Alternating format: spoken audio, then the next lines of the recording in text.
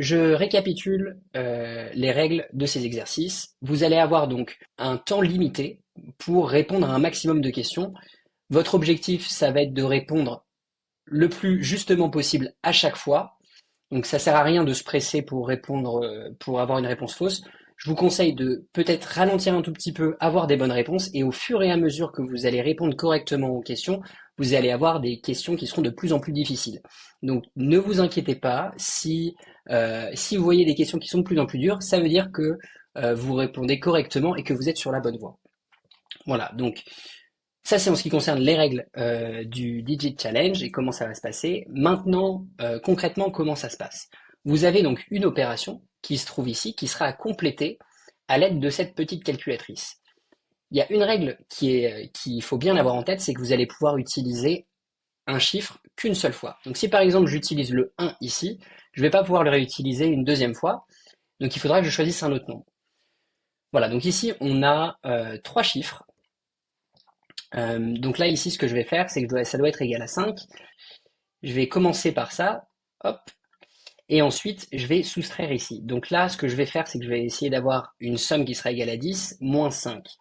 Donc comment faire? Donc j'aurais pu faire 5 plus 5 moins 5, mais sauf que j'ai pas la possibilité de faire ça ici. Donc je vais faire 8 plus 2 moins 5. Voilà. Donc on va passer au deuxième exercice. Deuxième conseil, il faut que vous connaissiez vos tables de multiplication par cœur. C'est vraiment une course contre la montre. Le but, c'est de répondre à un maximum de questions en donnant une bonne réponse à chaque fois. Donc ici, on connaît nos tables de 5, donc 9 fois 5, 45.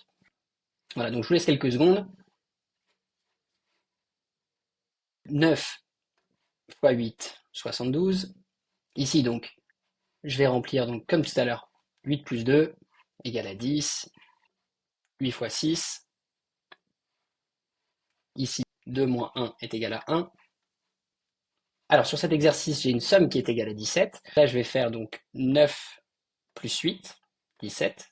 Il faut bien prendre en compte aussi l'ordre des opérations. On ne commence pas ici par la soustraction, on va commencer ici par la somme.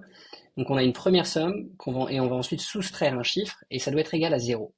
Alors là, ce que je vais faire, c'est que je vais faire 2 plus 1 est égal à 3, moins 3. Alors, même logique ici, mais ça doit être égal à 12. Je vais essayer d'avoir 13 pour ensuite soustraire 1. Donc là, je vais prendre le 9, plus 4 est égal à 13, moins 1. Même chose ici. Donc je vous laisse quelques secondes pour réfléchir. Donc 9 plus 5, 14, moins 1, 13.